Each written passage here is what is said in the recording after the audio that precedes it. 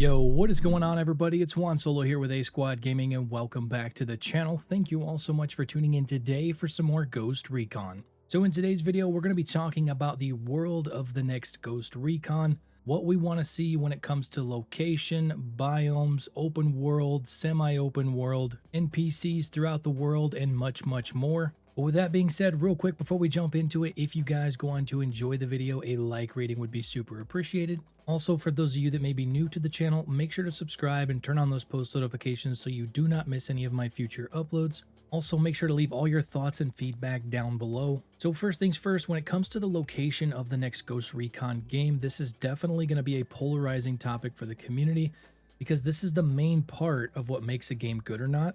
Mechanics can be great. If the location feels off or not immersive, it could ruin the entire game. So the first thing that it needs to be is an open world. At this point in the Ghost Recon franchise, I don't feel like we could go back to a linear style game or even a sandbox style game for that matter. We need a large, dense open world with multiple biomes and the tactical freedom to do whatever we want in the world. Size-wise, it doesn't necessarily have to be as big as Ghost Recon Wildlands, but biome diversity needs to be on point, and it also needs to feel alive. So this next part is going to be my personal opinion, but make sure to let me know what yours is down below in the comments.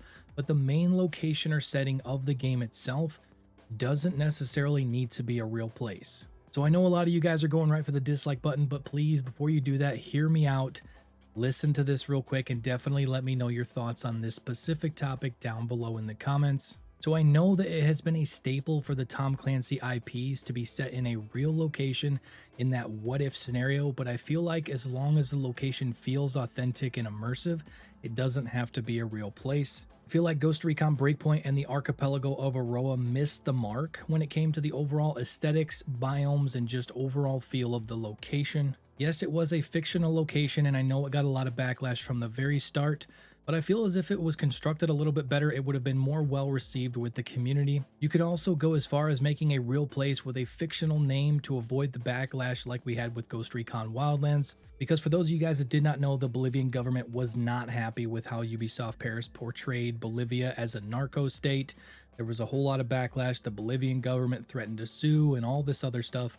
And I really think that Ubisoft wants to stray away from having those conflicts of interest again. So with all of that being said, I would be happy with a fictional or non-fictional place as long as it feels authentic. It definitely has to have more biome diversity, similar to how Bolivia was with Ghost Recon Wildlands. And me personally, I would rather not see a Middle Eastern location because I feel as if that has been overdone in a number of other games. And also, I don't feel as if the biomes would be quite as diverse as if they made a game in a Latin America or Southern America location. But like I said, they could create a fictional country that has diverse biomes and just call it whatever they want as long as the story and the location feel good. I think it would be just fine for the franchise. That's also why I was a little bit disappointed with Ghost Recon Breakpoint because it was a fictional location. So the developers had the creative freedom to make whatever they wanted, and it still felt dead and boring compared to the map of Ghost Recon Wildlands. So moving on a little bit from the actual location and talking about a timeline for the next world. This will definitely be a little bit of a touchy subject depending on what you all want to see for the future of the Ghost Recon franchise, but with the drone-heavy mechanics and setting of Ghost Recon Breakpoint, I strongly feel like we need to take a step back from that and have a more grounded experience, and that obviously would start with the timeline. The main question would be if Ubisoft would go off of pre-existing lore or they would create something brand new to go off of. My personal opinion on this would be having a timeline of something between Ghost Recon Wildlands and Ghost Recon Future Soldier. Even having something set a few years before the events of Wildlands would be pretty cool. The technology definitely seemed to get a little bit out of hand after the events of Ghost Recon Wildlands because after that came the optical camo of Ghost Recon Future Soldier, all of the drone tech with Ghost Recon Breakpoint, and if we took a step back to a more grounded setting around the time of Ghost Recon Wildlands, I think that would be a perfect fit, especially if they could nail the location. I know there are a lot of people that want to see a complete reboot of the franchise and go back to the OG Ghost Recon days, but I think that might just be a little bit too far back, and how they would make that into an open world, I don't know how that would work. But if they stuck with a timeline of somewhere between 2010 and 2020 in the Ghost Recon universe, I think that would be a perfect setting to have a really grounded experience. Now moving on to the dynamics of the world itself, So at this point, we have either a fictional or non-fictional location in a realistic immersive world, but now we need to have things to do in that world so the game doesn't feel empty or dead like it was in Ghost Recon Breakpoint. So before we jump into the nitty gritty of this, I wanted to kind of touch on a topic that I've kind of been thinking about for quite some time.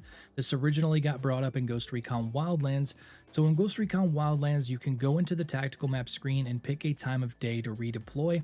So in Wildlands, there was only 4 different times of day that you could redeploy, and then they expanded upon that with the bivouac system in Ghost Recon Breakpoint, having I think up to 6 or 8 different times of day that you could redeploy. So if you're a special ops team in a location, you can wait for a very specific time of day and a very specific type of weather to deploy in. So with the next game, I want to see the ability to choose a specific time of day and also a specific type of weather to go out and do our missions.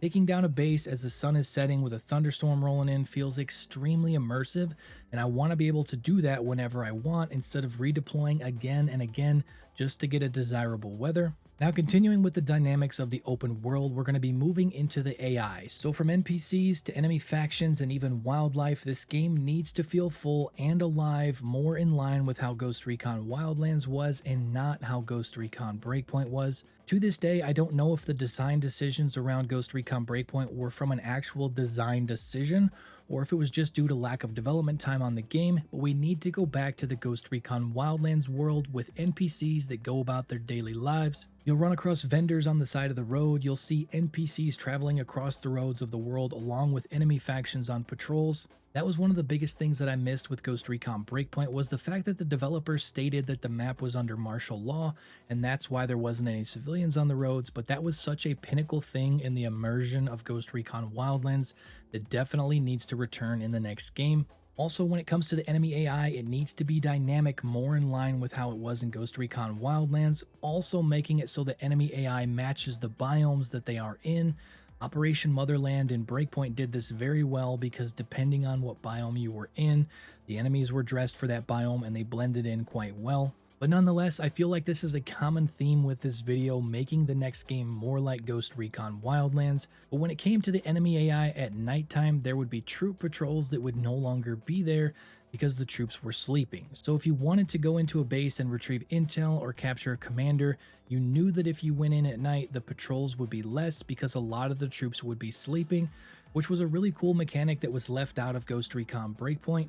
Having the AI react to the day-night cycles that would be in the game is an extremely immersive feature that has to be in the next game. Even going more in-depth with the enemy AI, having them be opposing factions like they were in Ghost Recon Wildlands.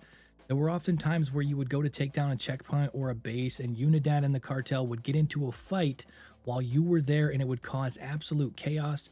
This is just a small thing, but it made the game feel more dynamic and immersive. We also need more things to do in the world like rebel missions, side missions, lore missions that give us more information about the world that we're playing in. And as a Ghost Recon nerd, I would love to see little things sprinkled around the open world that gave a nod to previous Ghost Recon games. Also, a really cool feature that could go along with the dynamic world would be a territorial control system similar to how the Operation Motherland DLC was, where you could go and conquer territories, hence increasing the rebel presence in those regions. But unlike Ghost Recon Breakpoint's Operation Motherland DLC, if you neglect a region for too long, enemy factions can come back in and take the territory over. This would make it so that there was a constant struggle between you and the other factions in the game, similar to how control points in Tom Clancy's The Division 2 worked. And also something to go along with that, if the territory was held by an enemy faction, it would completely shut off all of the fast travel rally points in that region. So if you wanted to travel quickly around those regions, you need to go in there and retake those regions from the enemy factions.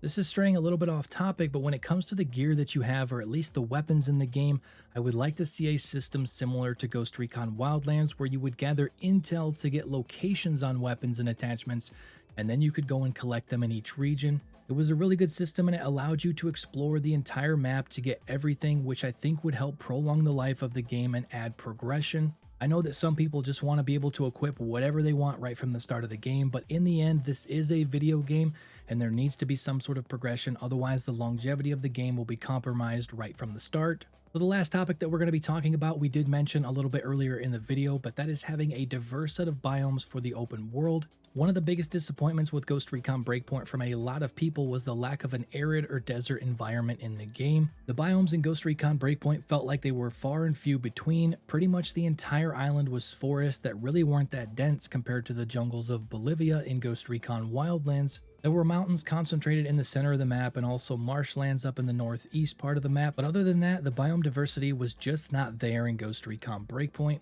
You can simply look at the tactical map in Ghost Recon Wildlands and tell that there is a massive leap in biome diversity compared to Ghost Recon Breakpoint. Also, the biomes were extremely diverse, but they flowed so well from biome to biome that it made the game feel extremely immersive. In Ghost Recon Wildlands, there were 11 different biomes that blended well with each other, but also felt different enough from each other that you could tell that it was a new biome when you entered it. This is a must-have for the next Ghost Recon game because it prolongs the life of the game because everything doesn't feel the same all over the entire map. Even incorporating some of the biomes from Breakpoint like fjords would be a cool addition, but the map has to be diverse and immersive. So to be honest, I could ramble on and on about what I want to see with the open world in the next Ghost Recon game, but that is where I'm going to wrap up the video. Please let me know your thoughts on all of this down below in the comments. What kind of a location and setting do you want to see in the next Ghost Recon game? Do you like the things that I mentioned in this video, or do you want to see it go a completely different direction? Like I said, make sure to leave all of those thoughts and comments down below. But with that being said, that is going to do it for the video. If you guys enjoyed it, you are excited about having a massive, diverse, immersive world in the next Ghost Recon game, make sure to drop a like on the video and also subscribe if you are new to stay up to date on all content surrounding the Ghost Recon franchise here on the channel moving forward. But that is going to do it for now. Thank you all so much for watching, and I will catch you guys later. Peace out.